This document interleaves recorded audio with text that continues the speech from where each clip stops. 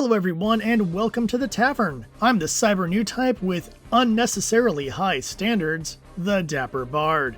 Today we get a nice surprise. An episode with very little Mary Suletta, and more than that, it actually feels like an episode of Gundam. Shocking, I know. We get emotionally fueled fights, character deaths, the whole 9 yards. So let's break it down. We get a brief recap of the end of the previous episode, followed by Shattuck and his team heading into space to move his father and, more deviously, deal with Guel. After the opening song, we see Martin visit his blackmailer, then the Earth Dorm reacts to the angry responses to the Ariel's attack. And finally, we see a very inactive classroom with a little world-building lecture in the background. We then see that Jaturk girl go to Suletta and comment about how she wasn't paying attention in class. She then offers Suletta her notes, because she is still grateful for Earth Dorm helping to save Lauda. Then we meet up with House Jaturk in space. Guel and Shattuck meet in their mechs, and after a pitiful diplomacy roll, Guel and Shattuck fight.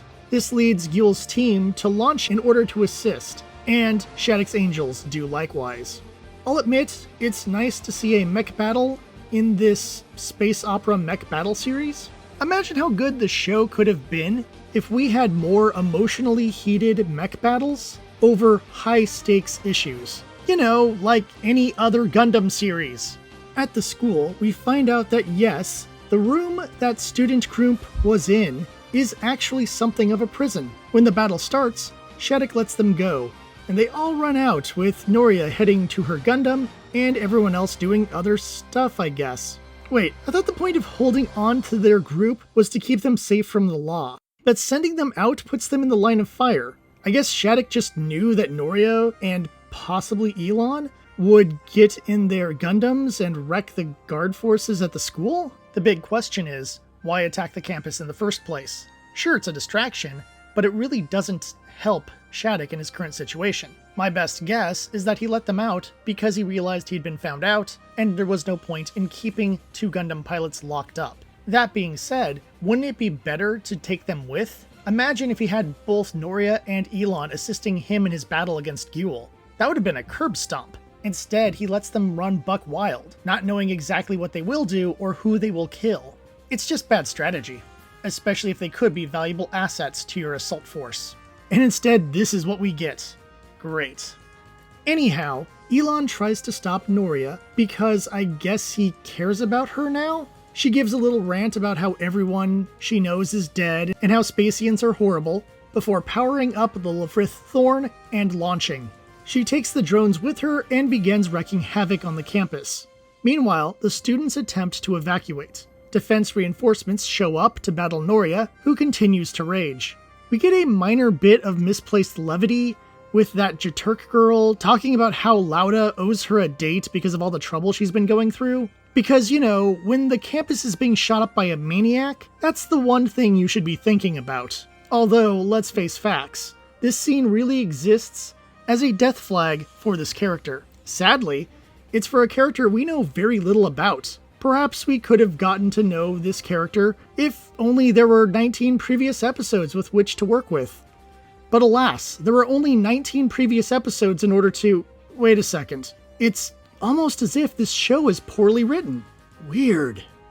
Cutting back to Guel and Shattuck fighting, they argue about Shattuck's plan. Then Shattuck reveals that he knows that Guel killed his own father, but more importantly, Lauda learns about this horrible fact. On campus, the battle rages as students start joining the fight. They specifically focus on a girl that I'm not sure if she was ever in a previous episode. More importantly, due to coincidence, Martin meets the Earth Dorm along with the blackmail girl and her team. They unveil a new Demi-family unit and offer it to Choo Choo. However, Nika is the primary engineer for Choo Choo's mobile suits. Thankfully, she shows up at that moment. Wow, how contrived. Then, Choo Choo joins the fight with her mobile suit upgrade. Credit where credit is due. She immediately headshots one of the drones, and it is badass. The Demibarting is a prototype unit designed to test top-of-the-line internal systems. It has a decent design with a slim body and a cool looking gun. I'm sure it has already been solicited as a toy, but like many other Witch units, I doubt it will ever run out of stock, because no one is buying them. The battle between Shattuck and Guel ends with Guel needing to eject out of his destroyed mobile suit, and Shattuck's unit being so heavily damaged, it becomes nearly useless. Having a draw be the conclusion of the first match between these two characters is perfectly fine, though Shattuck only survived because of interference from one of his angels, which means if they had had a fair match, Guel probably would have won. However, at the school, Noria is pushing herself to her limits before she is stopped by Elan. He tries to talk her out of fighting. He admits he is also afraid of dying from piloting a Gundam. And after a bit of back and forth, he convinces her to stand down. It seems like these two characters are going to go forward and find a new way to live, is what I'd say, except somehow a real Gundam episode slipped into the Ad Stella timeline. A sniper ends up shooting Noria, and Elan flies into a rage. You know, we cut to that prison so often, but it never felt like any of these characters had grown close. Yet here we are, seeing Elan act out of character and try to save Noria. At least it feels like something from a Gundam series. However, we should have gotten more than emotional outbursts. We should have seen heart-to-heart moments where the captive students grow to care about each other. Just another missed opportunity with this show. As the battle wraps up, we come across Mary Suletta, who got through it unscathed, no surprise.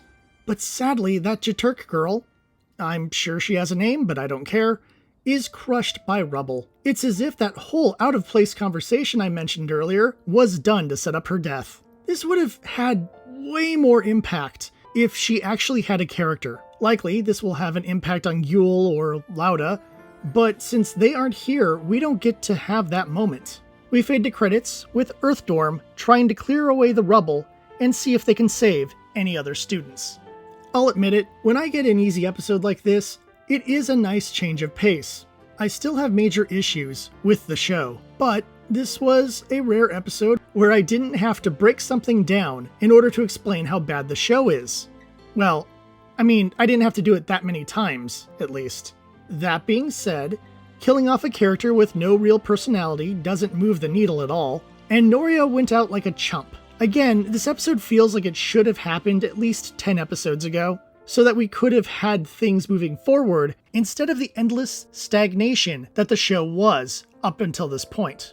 More than that, it almost feels like Sunrise has been listening to some complaints, because this time, Choo-Choo and Guel, the two most popular characters, got to be the main focus at parts, and Suletta gets pushed to the sidelines once again. This isn't a perfect solution, because it really emphasizes how useless of a character Suletta is when broken down to her basic elements.